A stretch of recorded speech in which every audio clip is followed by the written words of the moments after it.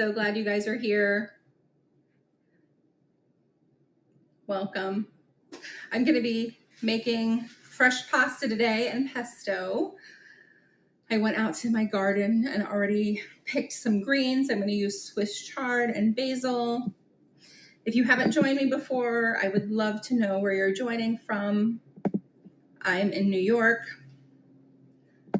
Hi, Katie. Hi, Cecilia. Hi, JZ. Hi, Catherine. How are you? Good morning. Violet, I know a lot of people say that they're going to never make fresh pasta. You might change your mind when you see actually how easy it is, because it's very easy and you have been sort of making your own things lately, and I think you might buy into this. Oh, awesome, Catherine. Yeah, I know. I've heard from a lot of people, and when I watch people, it's so much bigger when you're looking on the computer.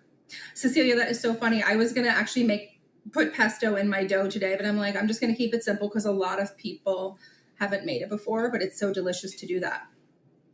Yeah, Violet, I don't know if you guys know Violet. She is a teacher here on Insight Timer. I think that most of you in here do know her.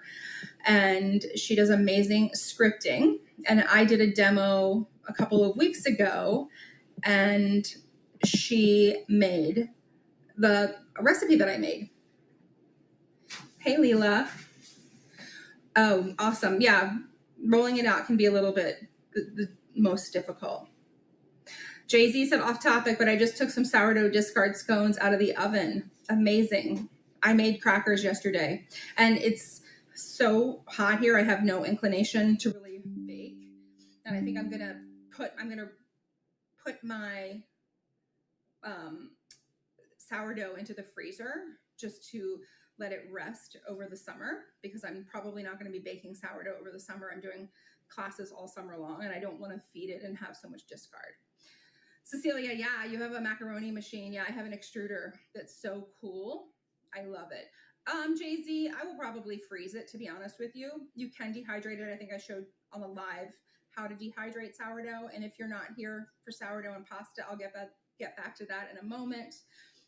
You can dehydrate it. You sandwich it between the two pieces of parchment and you pull it out apart, and then you let it air dry, and it looks like bonito, like fish flakes. And then you can just keep it in a Ziploc bag, and that's totally fine to do. Or me, I just freeze it in my jar, and then when I pull it out, I start working with it again. Cecilia, yep. If you're making pasta or you're going to make it, if you have extra pasta, you can freeze it.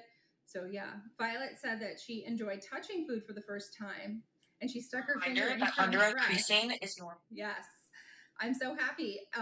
Some of you subscribe to my newsletter, and you probably read that newsletter that I wrote, and I wrote it based on that conversation that we had a few weeks ago about not touching your food.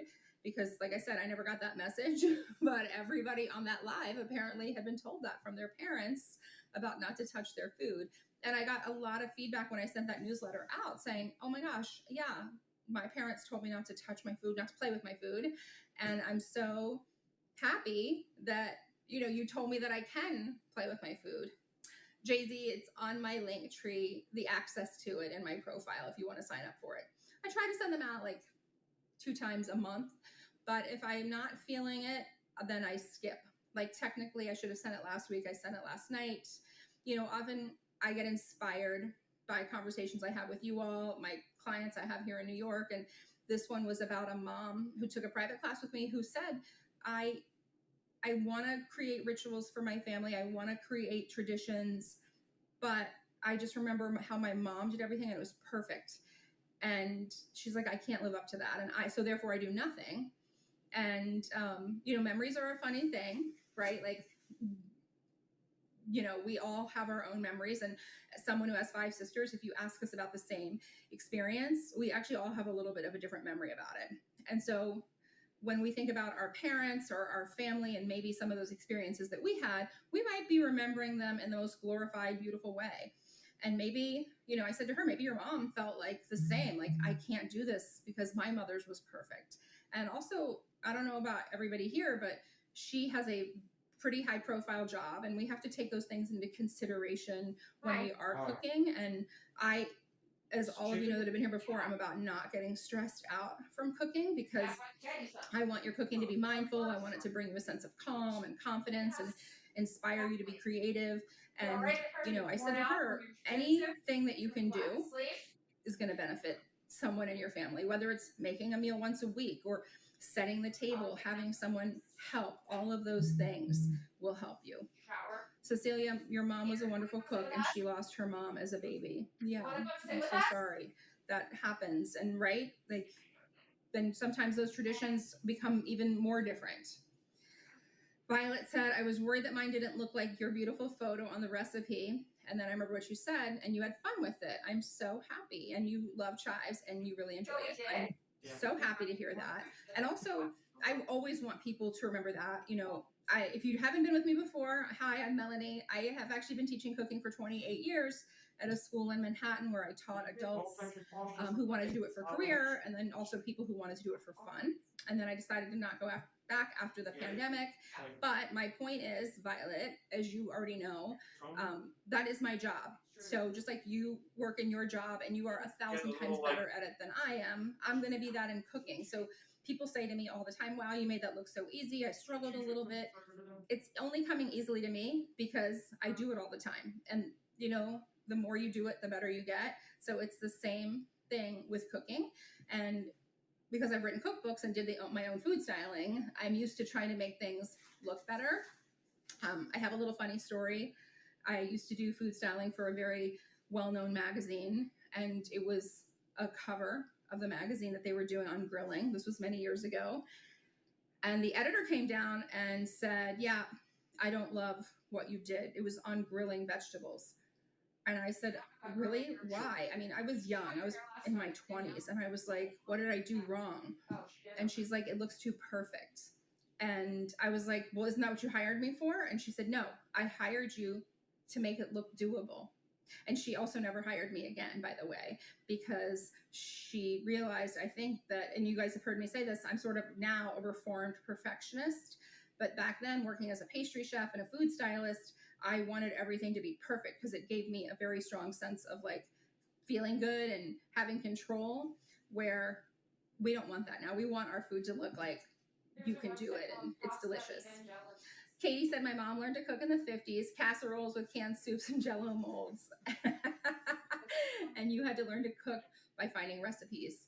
Yeah, I mean, I actually think it's fun to take those recipes and make them into like doing it all from scratch.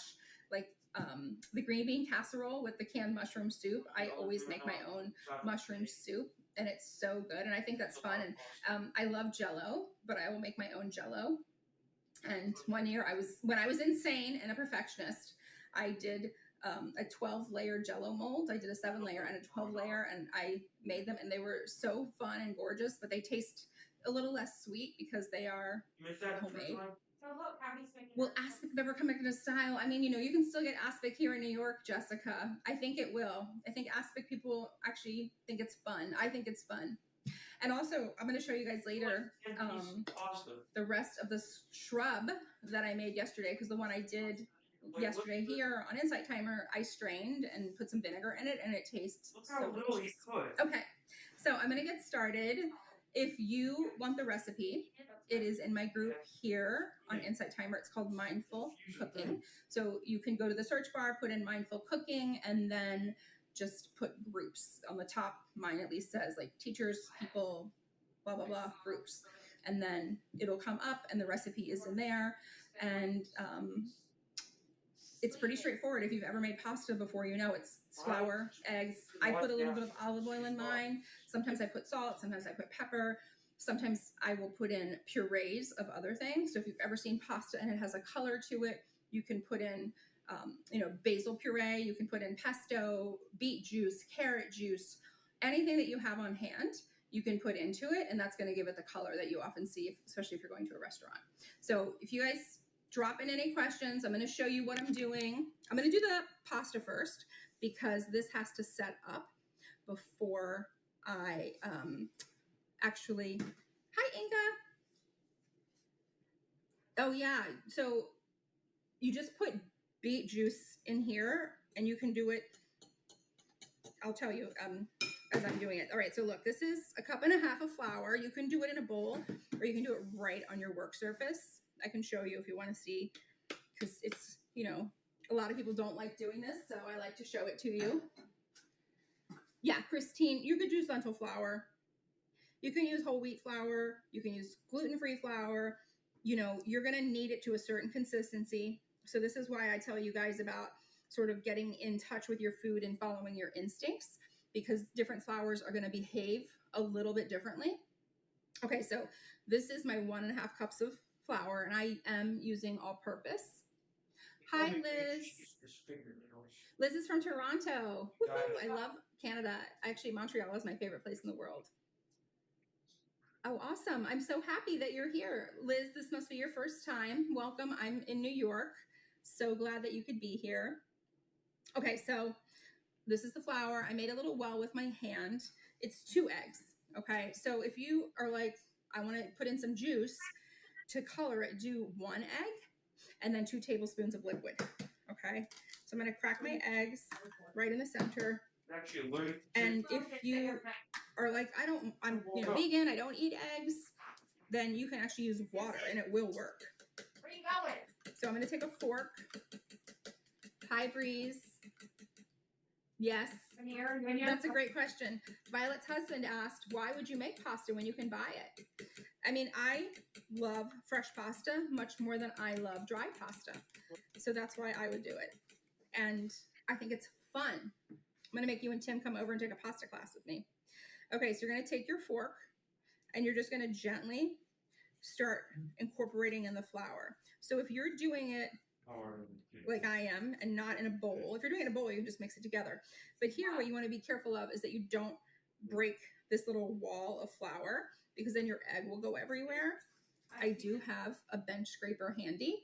Just, I'm going to use it when I'm kneading it, but also if you break your wall, you just pop it up here and put it back together. And you can, by the way, you can use sourdough for pasta. So if you guys are into that, you can use your sourdough starter in lieu of the egg. Okay, so just keep mixing, pulling this in. And also, because I'm trying to get people to like slow down a little bit when they're cooking and take it a little bit easier. This is part of that process, right? So, because I could just do it in my KitchenAid also. And you guys can do it in a KitchenAid. You can also do it in a food processor. So I just like to do it by hand because I think it's fun. So I'm just continually pulling that in. And so, like many people in New York, my table is a little bit slanted. So that's why I'm pulling it more from the front as opposed to the back. So you want? I actually think earlier, yeah, I didn't put quite a cup and a half in my bowl because I was distracted. Layla said it tasted much better. Yes, and doing it with the sourdough can make it more digestible for some reason. Isn't the way I'm doing it the real authentic Italian way? I mean, it's definitely old school. You're cutting board or you're steak? For sure. I worked in an Italian restaurant and You're cutting board. I made a lot of the pasta there, and I did not do it this way. I did it in a mixer because we went through so much that it wasn't practical to do it this way. Then it was also a restaurant. But I do it this way, and I would do it this way with my kids if they would cook with me. Because I think, like I said, I think it's fun. But if you're someone who's like, I really want to make pasta, but what Melanie is doing right now does not appeal to me, then use a food processor, use a KitchenAid, because on the flip side of this, I am also about, this is an analogy I give to people. Back in the day when you had teeth work done, there wasn't Novocaine. So we had to use, I don't know what they used, shots of whiskey. But now there's Novocaine. So you can take Novocaine now when you go to the dentist, and it makes your life easier. So it's the same thing with kitchen utensils. If you find that having a utensil makes your life easier, then you should use it because it's better than not cooking at all. baby data. I'm just scraping this off my fork Hey, to do now, things that make your job Charlie. a little bit easier. Does that make sense? Bees all over the floor. Where are they? bees or bees? And obviously, this to me, My you know, bad. is very mindful, and it does kind of force me to pay attention and be in the moment and slow down because I need to pay attention to what I'm doing, which I love. So you can see it's getting firmer. And then I'm just going to use my bench scraper to pull in my excess. And you can start kneading it at any time you want, but I want mine to be a little bit firmer before I knead it, because we are going to need this because we are going to develop the gluten a little bit.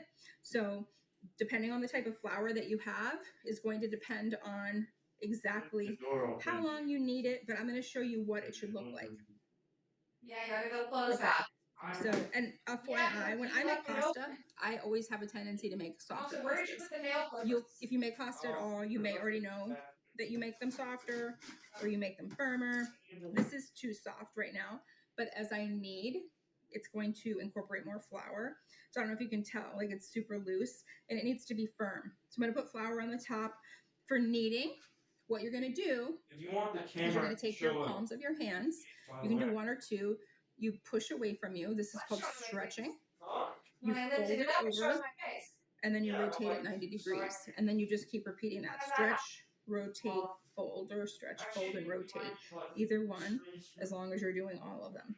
So this is just like kneading bread, if you've kneaded bread before. No, I got 2 streams or I'm hoping that everybody's mesmerized, and that's why there are no comments happening.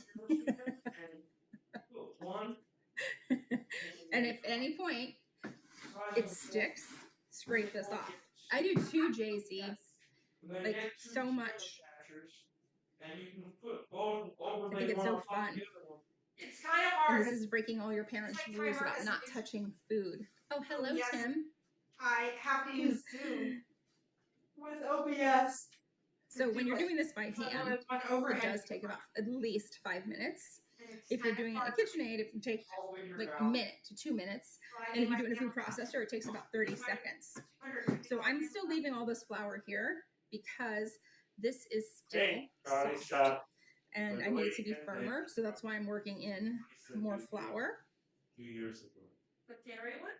What? Yeah, Terry. Liz buys fresh pasta at an Italian vendor, St. Lawrence Market, across the street. I agree. I like fresh pasta. he said it doesn't work. Yes. Inga, isn't that exciting? I feel that Violet will be making fresh pasta soon. Charlie, stop. I'm proud of her too. Charlie, stop. And for those of you that don't know, Violet and I have a Hey. Violet said that Tim said that I'm breaking all of his parents' rules about making a mess in the kitchen. I mean, I really want you guys to know this is a table. This is not my whole kitchen. And because believe me, I hear this from people all the time. I don't want to make a mess in my kitchen. You're not. I'm working on this table of mine. And if you don't have a table like I have, you could do a cutting board. So I have a wooden table that I don't use in class because it's on the other side of my kitchen.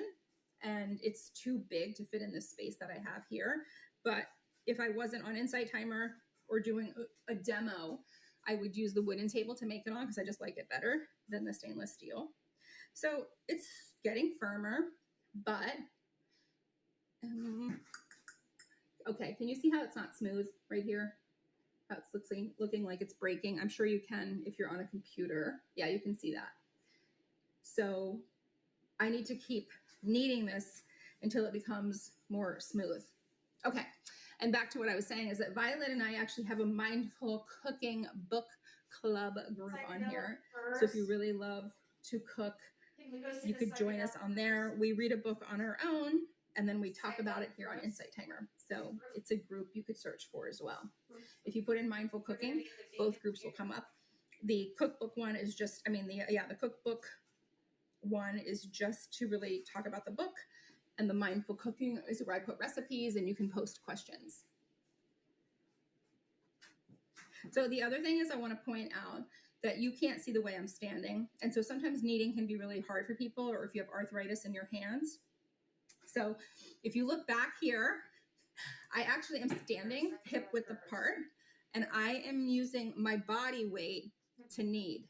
So I don't know if you noticed, like I'm pushing into it. That's using my body weight. It is not just using my hands, because my hands would get tired, my arms would get tired. So just push there. Where Oh yeah. because Who wrote that book, Running with Scissors? I forgot his name. I love all these other things come up first. it. Violet, thank you for putting that in there. I always forget something. The name of the book would have been really important. I need to go. Oh, Jamie, welcome. So glad that you're here. Okay, and so if you're like, oh, I don't need so much flour, scrape off this flour. Or if you get to the point where sometimes, you know, this flour is going to have residual pieces of dough that you do not want to start kneading in to your nice piece of dough. So just clean off your work surface.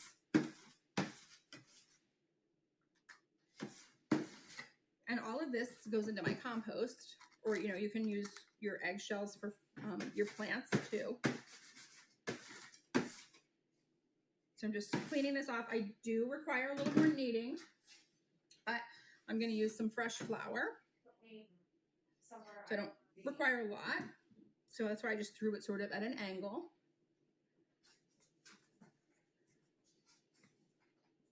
Oh yeah, Libby. Libby's so great. I do buy mine either, if I'm reading the book, I'll get it there, or I buy it on Audible because I drive a lot. So I'll often listen to it on Audible. And the last book that we read was The Particular Sadness of Lemon Cake, which was also a really great book. Yes, Jamie, it is available on Audible. I bought it already.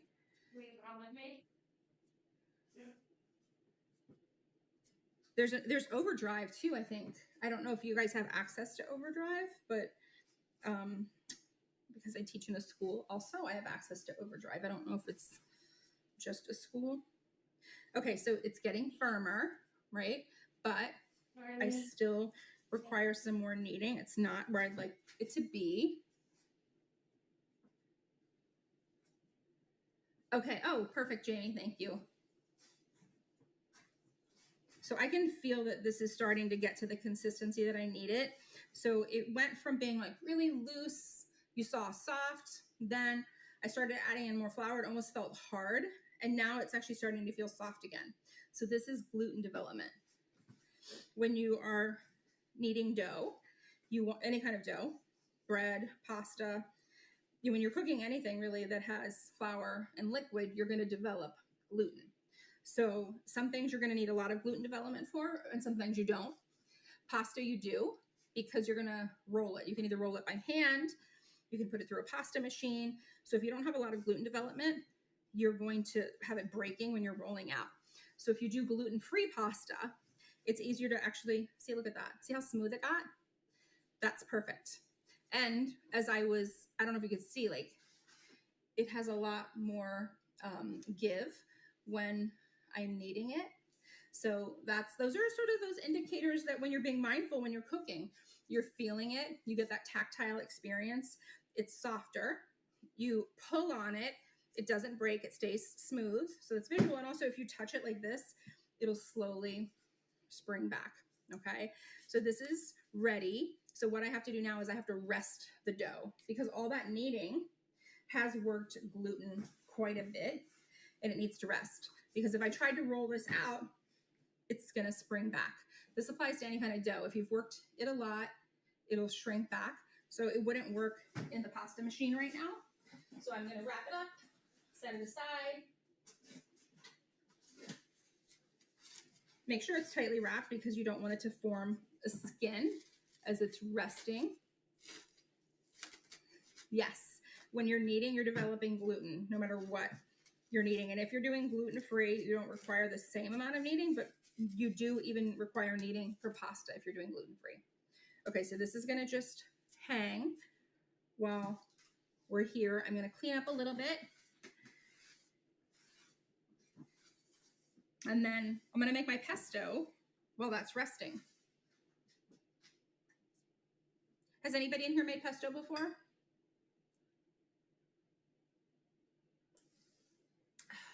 You have, Jamie. Okay. There are a lot of different types of pesto. The classic is with 100% basil. Christine has made it. I'm not going to do it with 100% basil because I have a ton of greens in my garden. So this is Swiss chard. It's so beautiful. Violet has eaten pesto. I love it. Isn't that gorgeous? Okay, so great. Okay, you lived in Italy for a year. You have an addiction. Oh, Tina, that sounds so good because I love radish and turnip greens. So one thing that I talk about way too much, I repeat myself about this, I know, is all the things that you can put in your pesto. So I pretty much put everything in my pesto.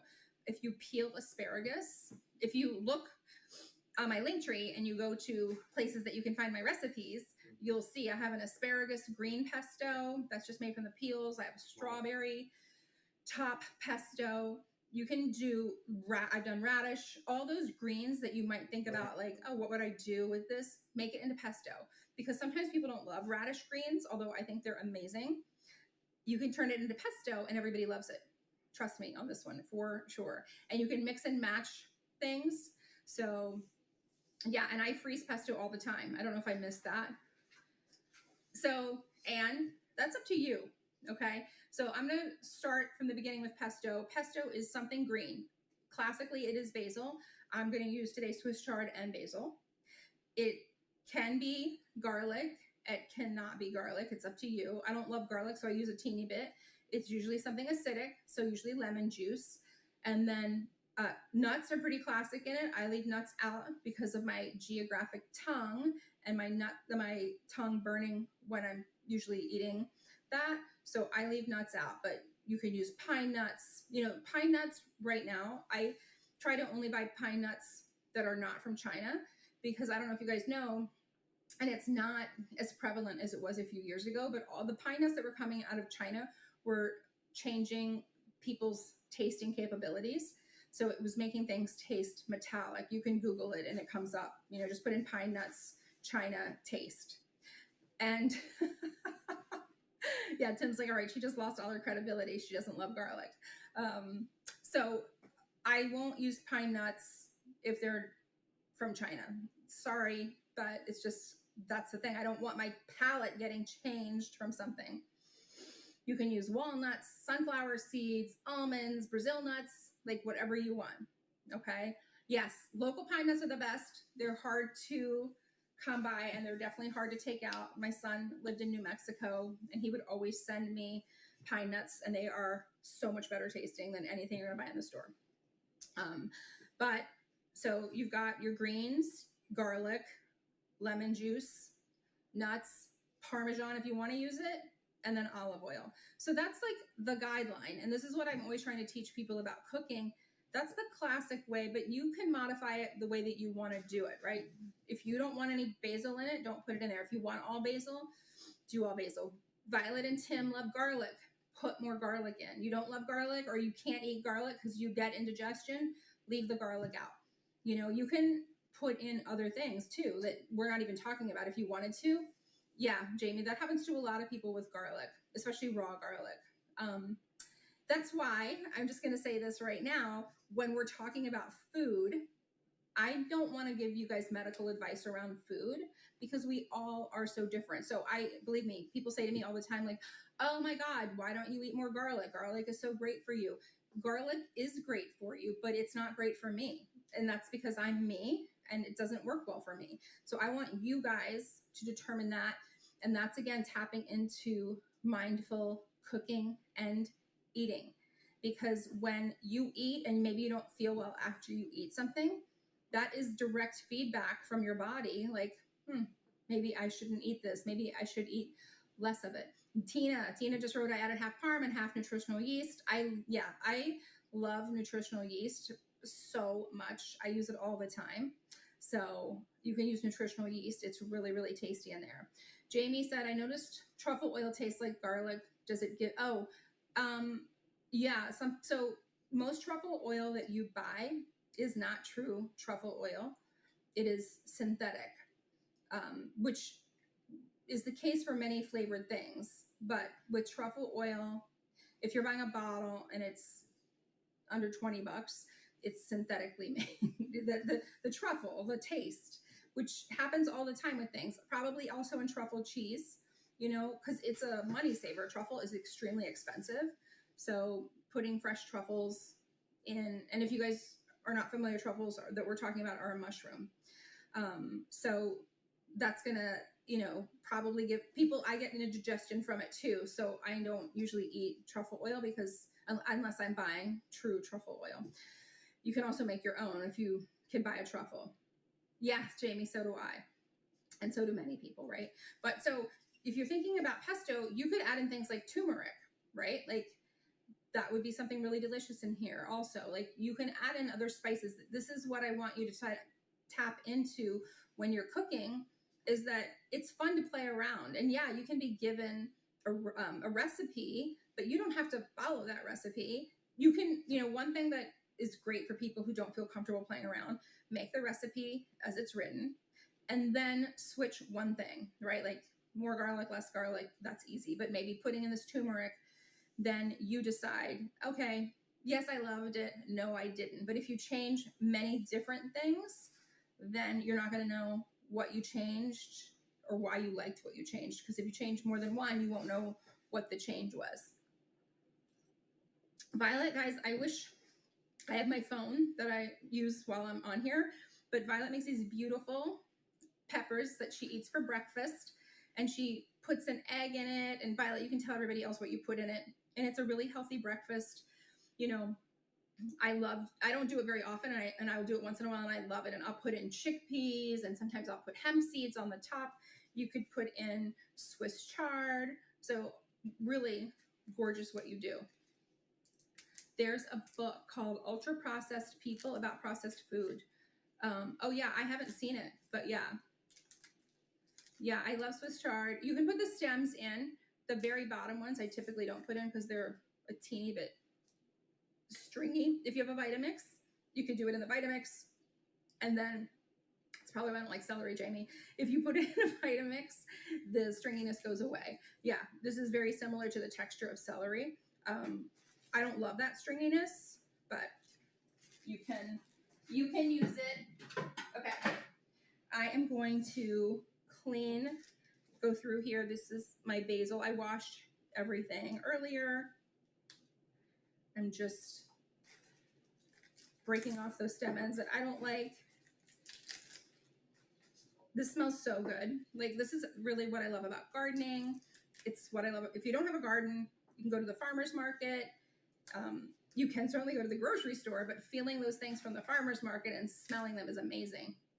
So Violet said she splits the bell pepper, she drops an egg into each half, and then sprinkles it with water. And then she adds mushrooms or anything else in her daily cooking for her morning. And so this is how we know that Violet actually does know how to cook, but she lacks confidence in her cooking. So I'm going to go just get rid of this excess water.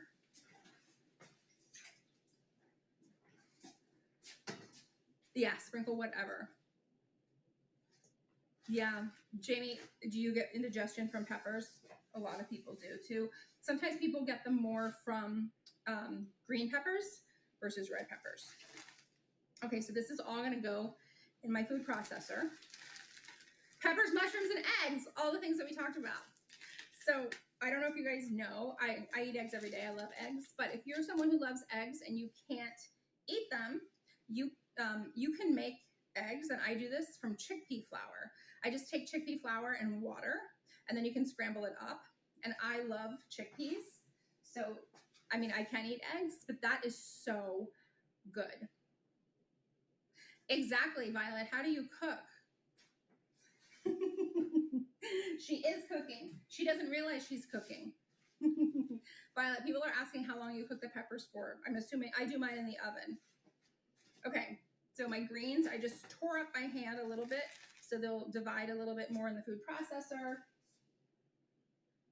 I have my juiced lemon and my garlic clove. You could do this by hand and you could chop it, but I'm doing a food processor. And I'm gonna grate some parm. So I'll just lower that down so you guys can see it. Violet, I don't know how long you cook your peppers. I cook my peppers like 20 minutes. Jamie said I'll eat bell peppers sometimes. And deal with the indigestion. Yeah, I love them roasted. So you can also use a microplane for grating. Some people will not put the cheese in until they're ready to use it. Some people don't want to freeze it with the cheese. I don't mind. Okay, and then I'm actually just putting my cheese in my bowl. And then this is all going to go into the food processor. So I'm going to just pop this up. Sorry about that. And I'm going to pop this in the food processor. Do you want to see me doing the food processor? It's so loud that I leave it over here, but I can move it if anybody wants to see it. 400. Okay, I'm just going to do it over here.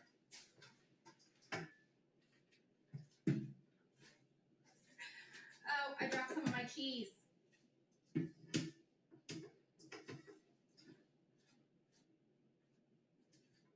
And if you have a Vitamix, you can do it in a Vitamix.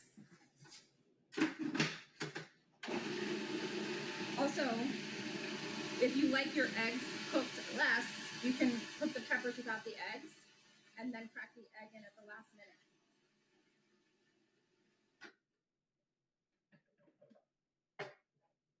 Okay, I'm just going to show you guys what this looks like. This has no olive oil in it.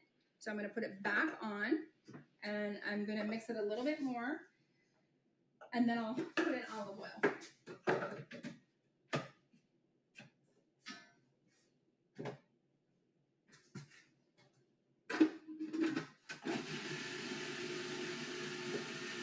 And this is where, hi Danny. Oh, you're working this weekend in the woods. Have fun. Hi. This is where you want to use like a pretty good quality olive oil because you are going to be tasting it versus cooking.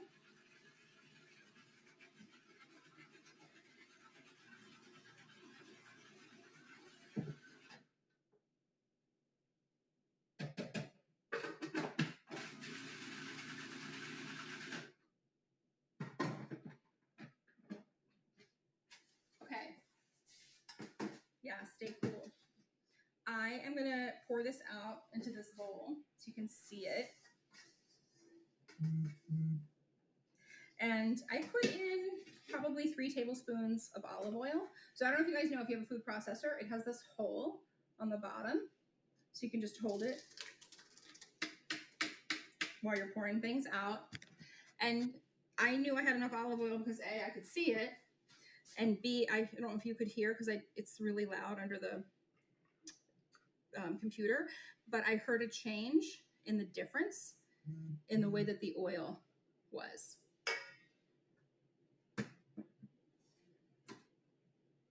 Okay, so just scraping all of this out of here.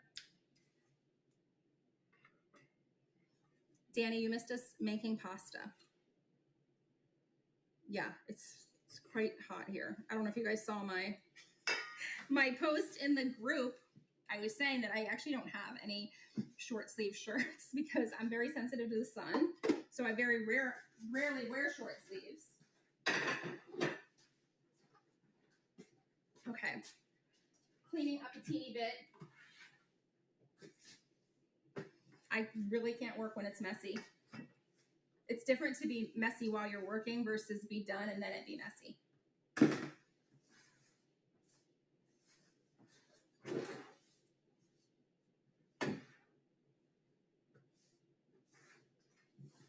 And I'm going to add in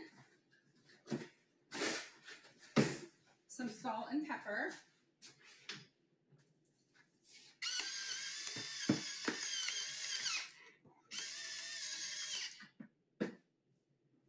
And then it's always, I answered this question in my newsletter. So by the way, if you guys have questions, send them to me because I answer them in my newsletter. If you send them to me, I'll answer them, of course, here. But I always highlight something. And someone asked me, like, how do you know what salt and pepper to taste is? And I talked about, like, number one, you can always add more, right? So add a little bit, mix it, and then tasting. And tasting as you go is critical. Danny was talking about this yesterday. My God. That is so good. It's perfect for me. It doesn't need anything. So I actually didn't put that much salt in, but that's because Parmesan is quite salty, so I don't even need it. Violet said that she's used to using the AC so much it doesn't occur to her that she could ruin stuff in the house. Yes, Violet. That's what my husband said, Jamie. He's like, take one of your short sleeve shirts, your long sleeve shirts and cut them. But I was like, no, I wear those in the winter. Why would I do that? I love it, Violet. Okay. I am going to clear off my space and show you guys how to roll pasta.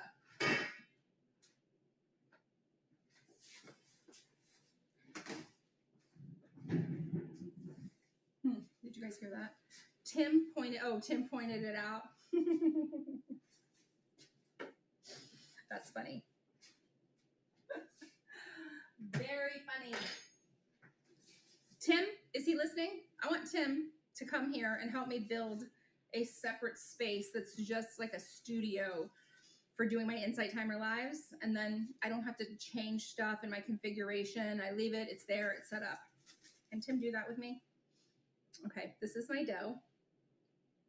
Okay, Tim. I'm gonna pay him. I'm not expecting him to do it for free.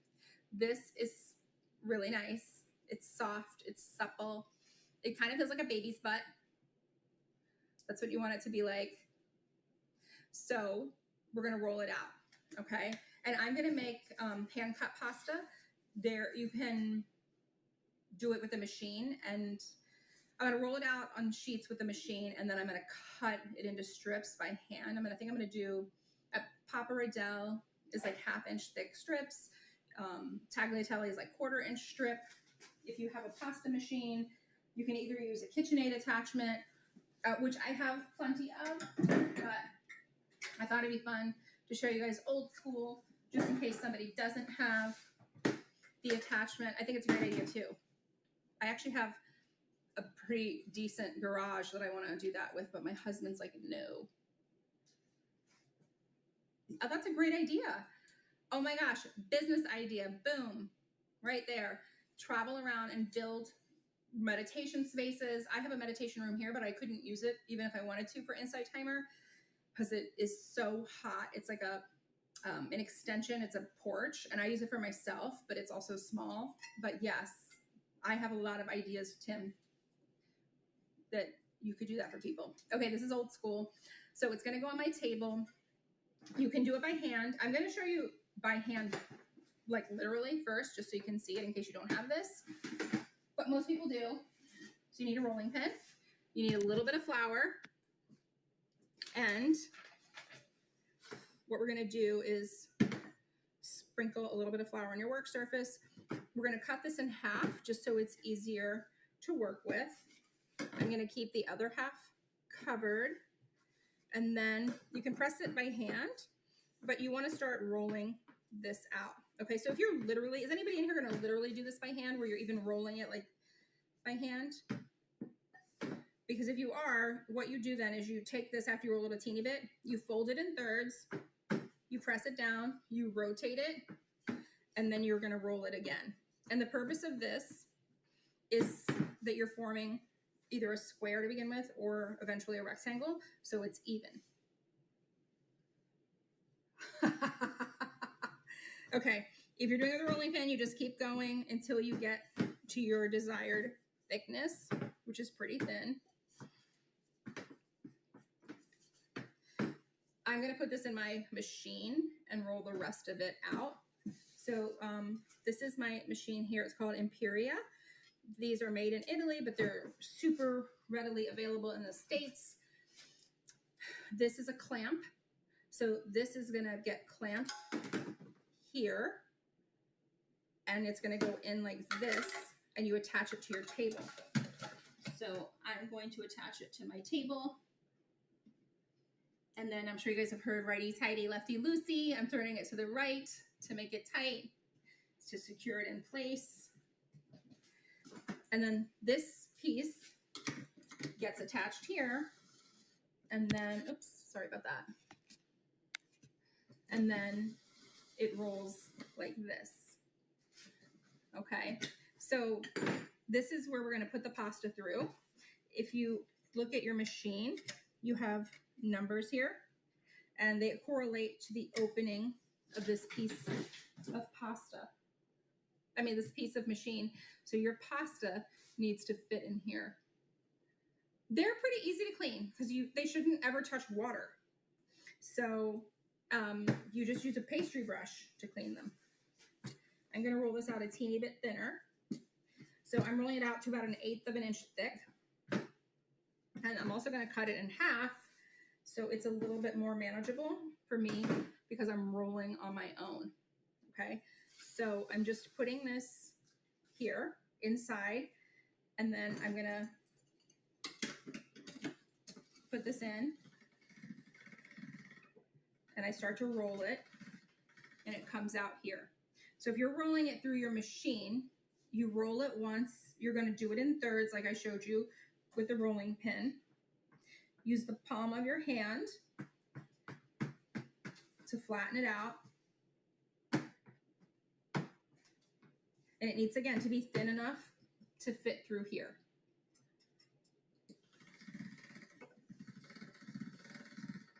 Okay, so I rolled it through here. I usually roll it through twice on that first setting. And then what you're going to do is you push this button, you lower it to the next setting. And so this is obviously easier with one person, but what you can do is if you're 2 people, you see how I'm taking this together? I'm going to loop this so it's together here. And now I fed it through so it's one piece. Okay, does that make sense to everybody? And then I'm lowering it again. And every time I lower it, it makes it thinner.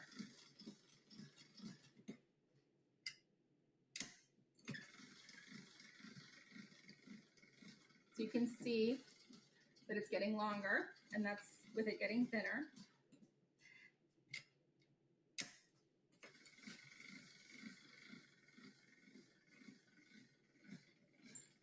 Charlie?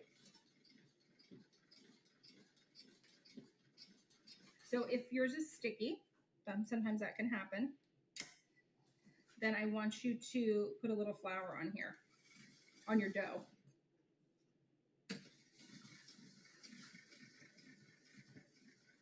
So you see how long it's getting? Isn't that fun? Yeah, I do it to join it in a loop just because it's easier. Okay, and then this is actually thin enough, so I'm going to cut it. So this is what it looks like, which is pretty awesome. And you can let it dry a little bit, or you can go ahead and cut it. To make your life easier, you can cut it up into smaller sections like this. So I make pasta dough a lot, and I know the right consistency. If yours is not the right consistency, you may need to put a little bit of flour on your table just so it doesn't stick. Okay, just like that. If it's, mine's good where it's not going to stick, but you can always, it's not going to hurt it to put the flour there. And so I'm just going to move this over. Get down. And just let it dry a teeny bit. And then I'm going to roll out my other piece of pasta. Thank you, Jay-Z. I think it's beautiful too. All right, so now you have to push down your button and reopen to your largest setting.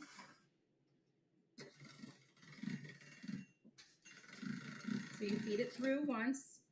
Mine is, very rectangular. This whole purpose of, like I said, folding it in thirds and pressing it down is to help you keep the shape of a rectangle. Okay, so press it so it can fit through. And so this is the way I folded it. So I'm going to put it in the opposite direction of where I folded it. And again, if it's sticky, put a little flour down. Okay, and now I'm going to lower it.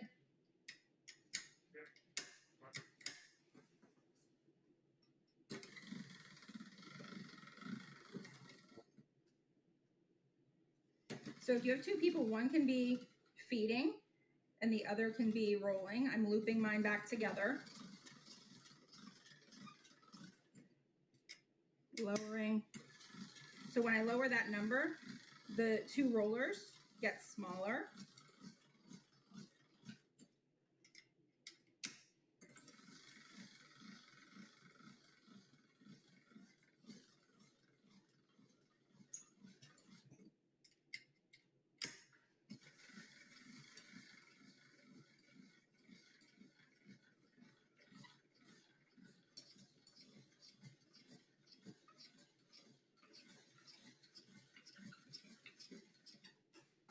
Do you guys have any questions so far?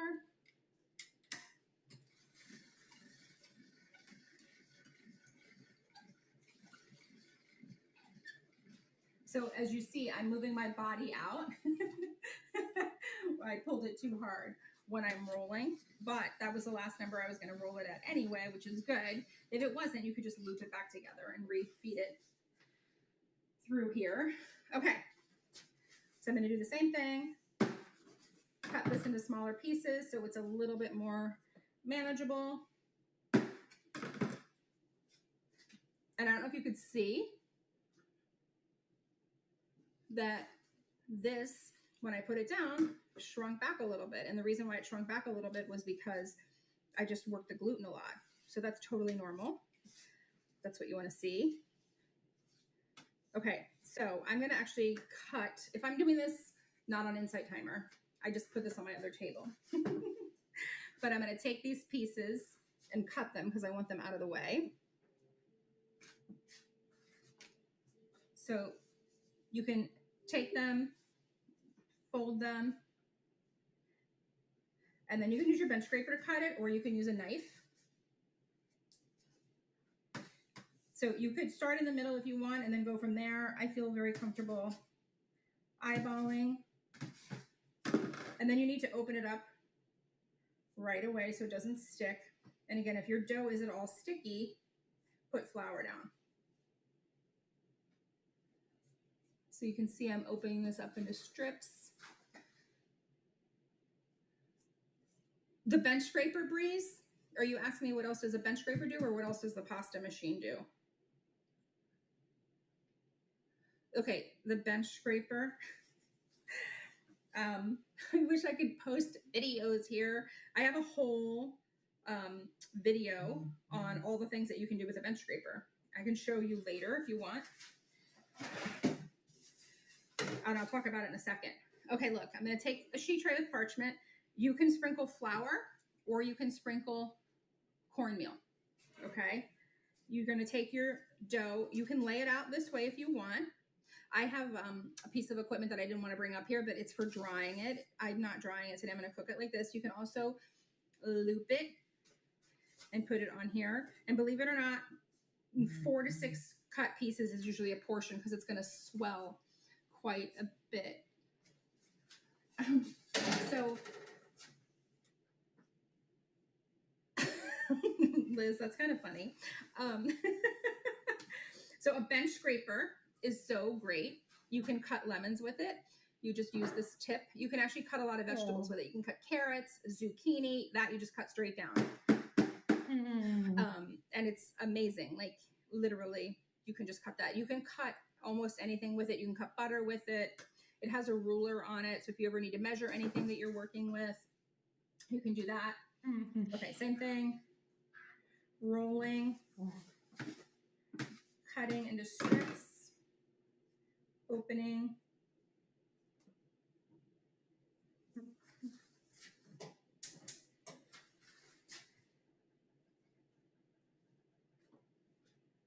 Yes, it's called a bench scraper. I love it too. You guys can put in what you do with it to share with Breeze. So I'm going to also just continue cutting the strips I have over here.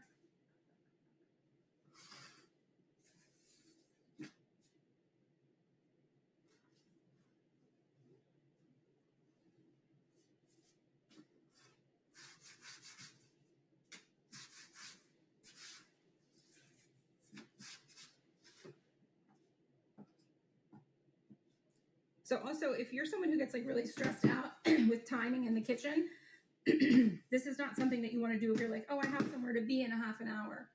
Unless you're going to make it and then you're going to let it rest. Because you can actually, you know how I let this rest for like whatever I did, 20 minutes? Then you can let it rest at room temperature for a couple hours, up to 4 hours, or you can chill it and put it in the refrigerator for overnight. Yep, you can cut dough, rolls. It's so great. I actually, Breeze, I think I have like a little document on it I can share with you. Maybe I'll drop it into the group. I think you're in the Mindful Cooking group. I'll put it in there. It's just a list of all the things that you can do. Because typically any video I make, I do a written document to correlate with it. As someone who prefers the written word over video.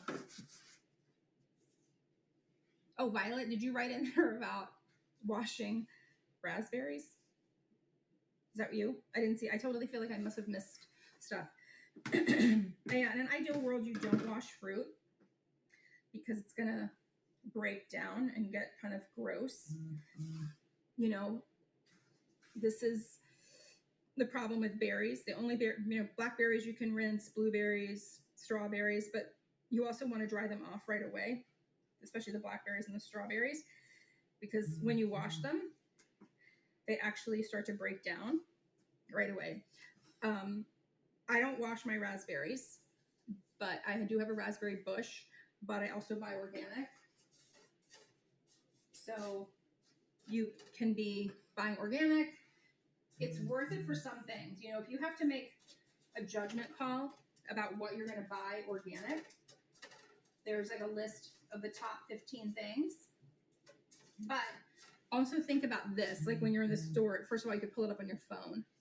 Thanks, Jamie. But anything that's thin-skinned will absorb more pesticides. So that would be when it would be a better choice to buy organic. Onions are usually not sprayed because onions, garlic, anything in the allium family, because pests typically don't go to them because they don't like them. So I would try to buy the organic ones. You said you bought containers to store them to make. Yeah, exactly. Yes, you store them without washing. Yes, store without washing. Okay, so this is the second piece that I was let resting earlier. Cutting this in half. Pressing it out.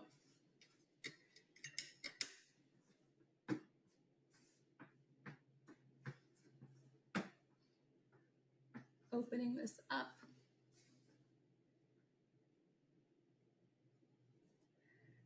Feeding it through.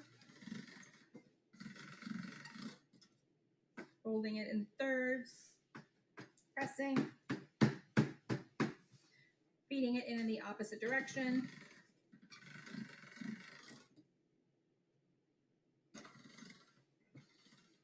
I'm going to loop it together again.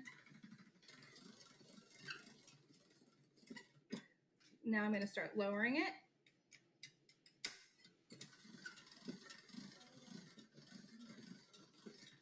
Yeah, I do try to buy berries the day I'm going to eat them. It doesn't always work. And like yesterday, I had my strawberry live, and I wanted to buy them at the farmer's market. So I did buy them in the morning. But even by the afternoon, they were like a little bit soft. Because I have no classes right now. I took 2 weeks. I am like totally forgetting the day.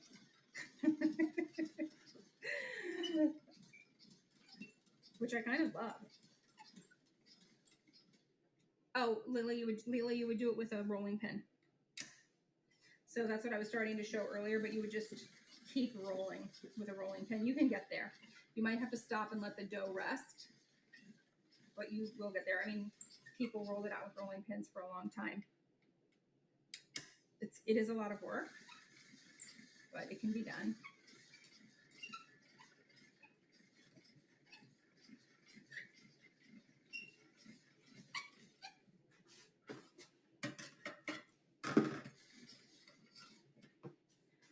Okay, so same thing. I'm gonna cut this into smaller pieces.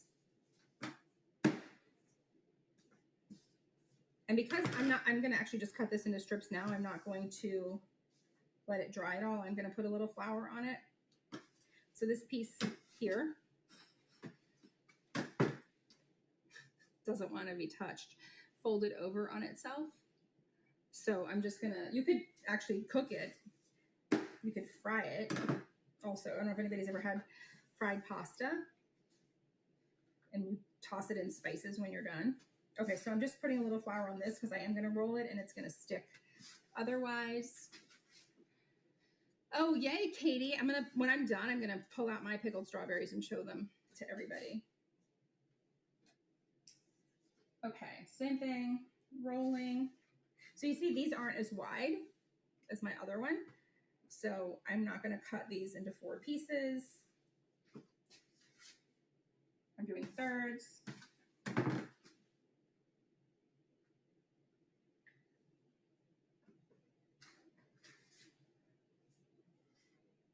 No, bench scrapers do not ever need to be sharpened because you aren't usually using them the way you do a knife, Jay-Z, you know. And actually, one of my friends was over here the other day and she said she uses a knife that's from Thailand that you don't have to sharpen. And I told her I didn't believe her. And she said she was going to send me the link for it. So I'm gonna reach out to her because that would be really miraculous. And she said it's like $10 for the knife, which would be amazing. I don't know what knife it is. So when I find out, I'll let you guys know.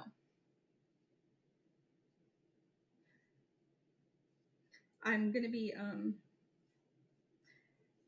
you can do, by the way, I wanted to tell you guys, you could do all kinds of fun stuff with this pasta, even if it's just a sheet, right? I'm cutting it, but you can make ravioli with it, tortellini. And I think you guys know I worked in Italy, and I once worked with this woman. It was a class here in the States, and she did all these very cool things with pasta. Where she was from in Italy, they would burn the wheat fields, and they used the burned wheat for their pasta, and it had a very ashy flavor to it. But she rolled it all out by hand. She didn't use a machine. And then she would roll them into thin, teeny strips, and she would wrap it around something really thin to make these gorgeous spirals. So there's lots of different things that you could do with your pasta. And if you're coming in late, I was talking earlier about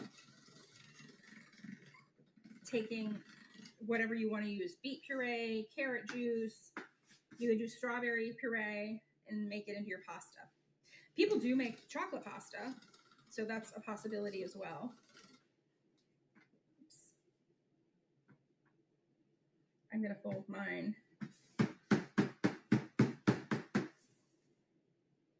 And that's something that's really fun. Okay. And this is my last piece.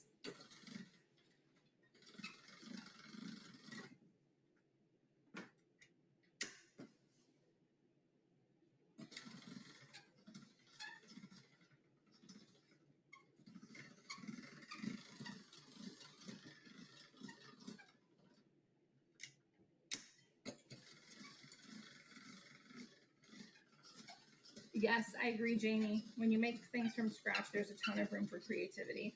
And anything that you're eating in the store, you can make from scratch, which is then I think is so fun, like the amount of creativity that can come into it.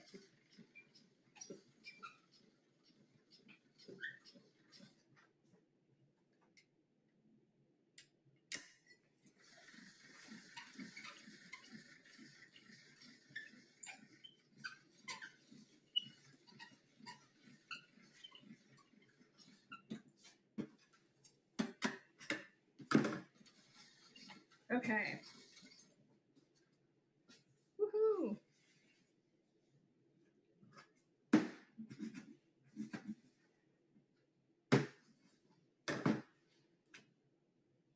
So I'm just going to take this off so you can see a little bit better. Yes, you can definitely put, I made dessert pasta a lot when I worked in a restaurant where I didn't put sugar in the dough, but I would put fruit puree. I would put passion fruit puree because I love passion fruit.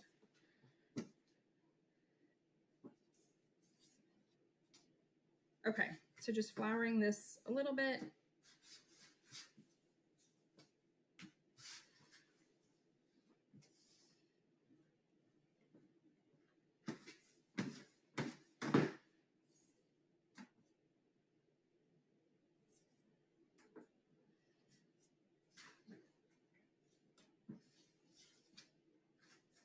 And I really believe like all of, I try to pick things on here that sometimes are more mindful than others. And I think this is definitely one of the more mindful things that you can cook because it does sort of drop you into that space because you do have to pay attention and you're doing a lot of steps.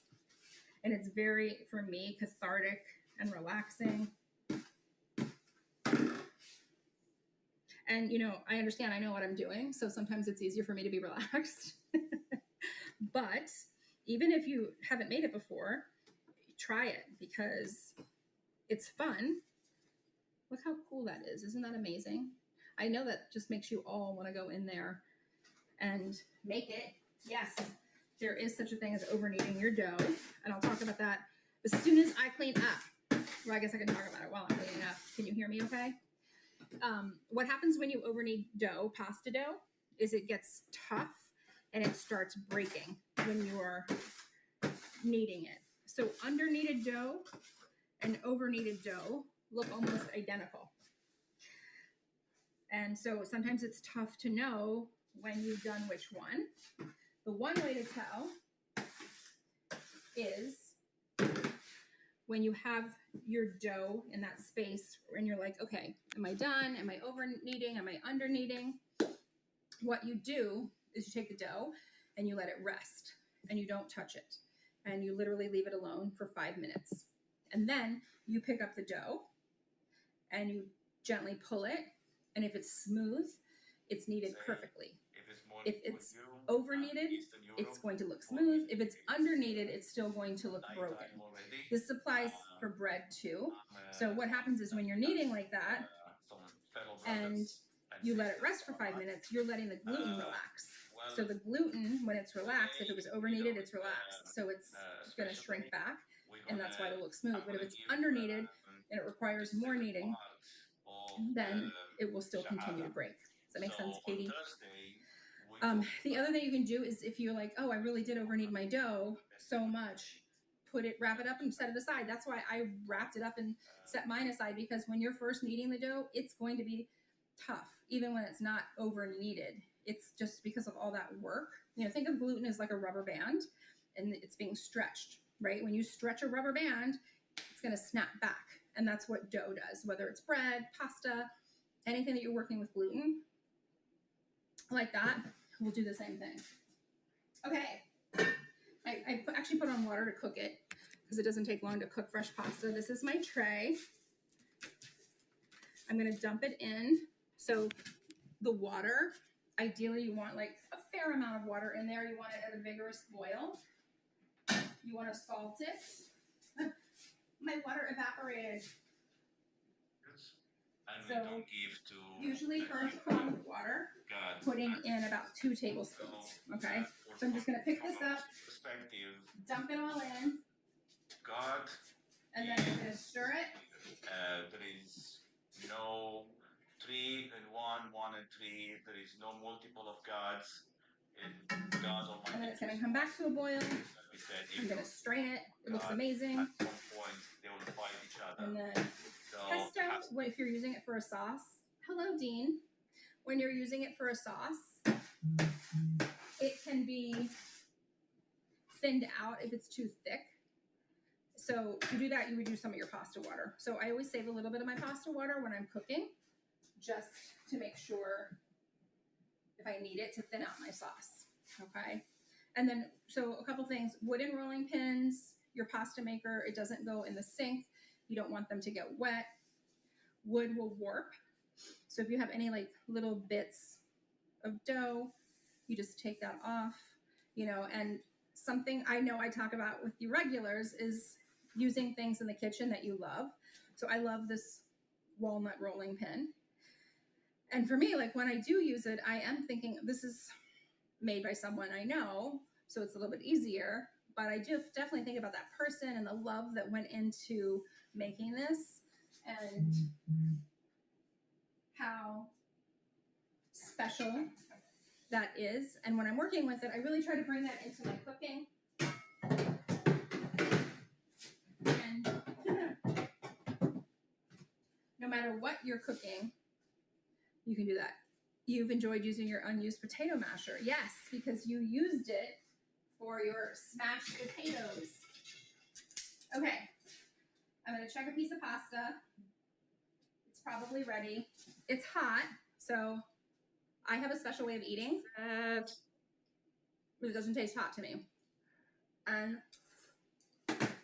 it's done. It's al dente. It means it has like to the tooth, like a little bit of a bite in the center. So I'm going to strain it.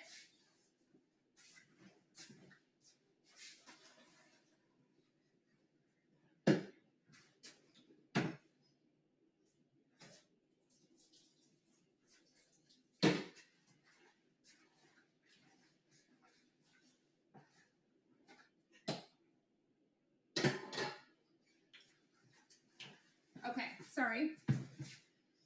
Yeah, so they do love al dente. You don't. The fresh pasta then you might actually love because it doesn't taste the same as dried. It's so much better. So I actually have it over my pot where I kept some water in here. And then just gonna grab a bowl.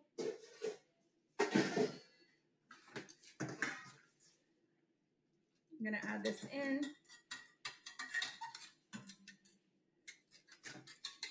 If you aren't going to serve it right away, you can see I kept more than enough water.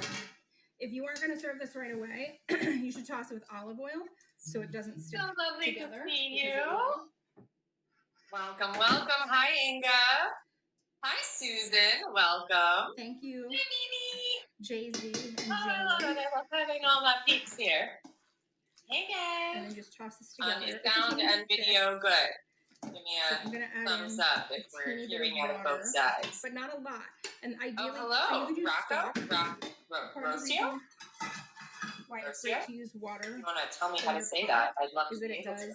have the starch from the pasta, so it doesn't Dean? thin it Oh, out as much. amazing. Welcome. So glad to have you. Yeah, We're gonna be Jamie, learning it's called about Metro North. manifesting I'm generators literally, like, today.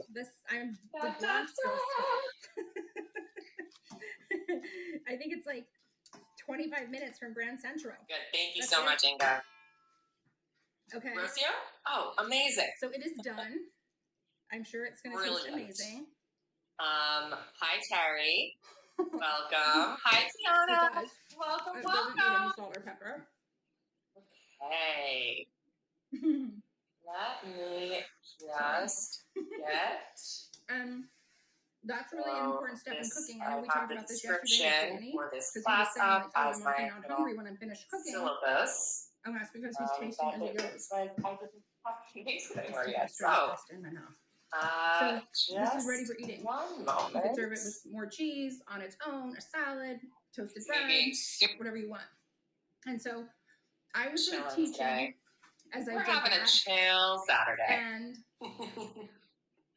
So today we're think going about to be it. talking We've been on here about for an hour manifesting and 15 minutes, and generators. that's it. From We're going to be beginning talking to end. about The whole steps, right? Yes, I not went outside and got just my the greens best before way, to cook. like how you as But a the entire manifesting process generator only took can an hour that and 15 function in minutes. society, but Yeah, also Violet said how that she also wasn't the best hungry for ways to dinner yesterday communicate because she was with eating manifesting potatoes. Yeah, that's what generators. happens. So anyone So here my point is just when you guys are cooking, you can Rocio, make it happen. found It doesn't your take that manifesting long. generator. And also you can employ Amazing. other people to help you. And Brilliant. I was on Insight Timer Brilliant. fielding questions, Hi, you know, Elena. doing the other things. So It really wouldn't have Yay! taken me that long Yay! in its Okay, entirety. so And also you can if break it up everyone if you're like, I could can't do drop that in the all at chat once. their Make your pesto type, one day, that make would your be pasta one fantastic. day, roll your pasta out So the next I day. know that Like, there's steps that Rocio you can and take Terry, is that the truth? You are also to a sort of manifesting cut generator? everything off for you guys. Melanie, So, I and, know, you from know, MG. the whole mindful experience is kind of amazing because, like, I say this all the Yes, time. Most of us cook I at love least once a myself, day. my So it is MG13 an self. opportunity Beautiful. to really just So that drop is what we are in, going to be be talking thoughtful about about today, what you're is doing, how to paying love attention to yourself what as a you're man doing, again. appreciating all the things, Just figured it out, having you are an Manny gratitude, Jen. Yes, Siva, Manny you know, Jen, for everything that great. we Susan, have you're a manifester. and how Awesome. abundant it is. Do you know if there are to- any manifesting generators Oh, yeah. in your life?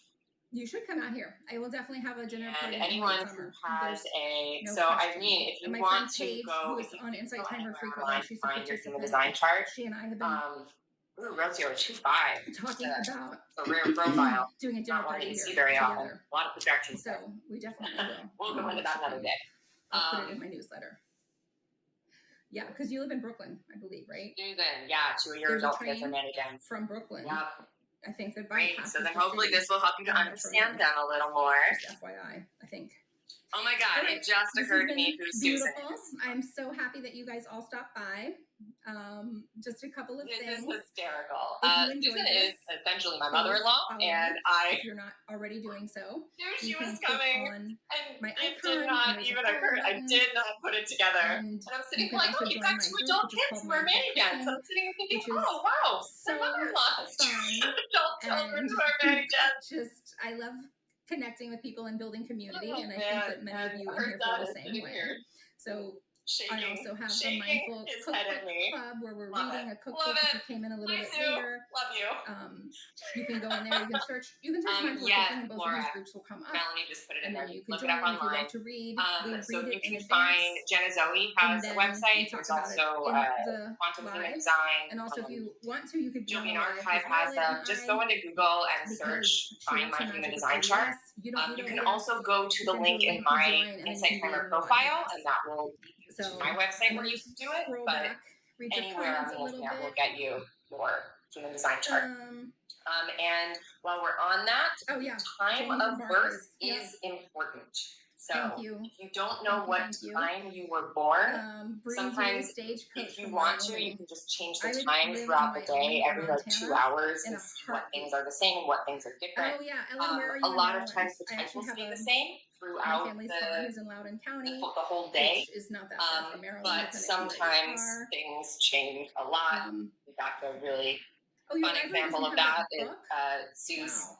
son, my partner. Stinks. When I first found out about human Maybe design, there's we a way didn't to know what share time it he with was somebody. born, and Or when you I can get, put in if his you read a chart, physical book, you know he that you literally can was 4 different actually times put it on throughout the hold day. and they'll send it to He your would have library. been a reflector. Ellen, He you're was in born at Columbia, midnight. yeah. He was So my family's I in think Loudoun a County. projector. It's He is a right projector, but he was a projector for most of the morning, Thank you, and then the afternoon. Judy. Thank you, Katie. Yeah, if you don't know, I did a live every day, and that's because Violet was like, you should do it every day. And so I have one tomorrow. Tomorrow I'm doing, oh my God, what am I doing tomorrow? Chilled avocado and cucumber soup, which is perfect for this weather. And then next Sunday I'm doing a vegetable tienne, which is so beautiful. And I'm going to schedule some for this week. I just have been thinking about what I want to do and when I want to do it.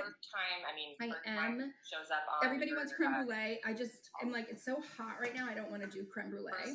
So I'm going to wait and do creme brulee in the fall. Jamie, thank you so much for your donation. If anybody would like to donate, I always appreciate financial donations. They help support me as a teacher. That's my job in real life. It's my job on here. So I always appreciate those. And like I said, other ways to support me are by following me, sharing my profile, and listening to my tracks, and leaving reviews and not just a rating. Katie, the avocado should be like perfectly ripe if that's something that is available to you. Thanks, Inga. I want to actually show you guys, if you have a minute, I'm going to show you the pickled strawberries. So let's dive in. Before I start, if you do find value in this session, I made yesterday. If you weren't on here, I worked with strawberries. Put that out there right at the beginning here. In a shrub. Also, the way that I am going Smells to run through amazing. this A class is for shrub the whole is first a hour. vinegar, For the hearts, sugar, love it. and For the whole fruit. first hour of And then you class, strain it, I'm going to and essentially then you talk. I'm going mix to it with whatever lecture. you I'm want. going to be You can talking mix it with about manifesting seltzer water. You generators can use it in a and vinaigrette. You all can the use it in a things that were marinade. You can mentioned mix it with alcohol and make a in cocktail. the Beautiful shrub color, yeah. And these are the pickled in strawberries. the description, I'm going to get into. They're soft. So the one thing that I realized I did not yum. write on there. Oh, But thank you so much, not Melanie. I really insane. appreciate it. What do you So the one thing that I realized I did not write on there, which I am going These to are so try, good. is Sometimes how people are to like, why would I pickle a handle strawberry? having a throat roller. Because it's How to delicious. handle having a And you roller, should try it. You know, we will learn about in it's just amazing.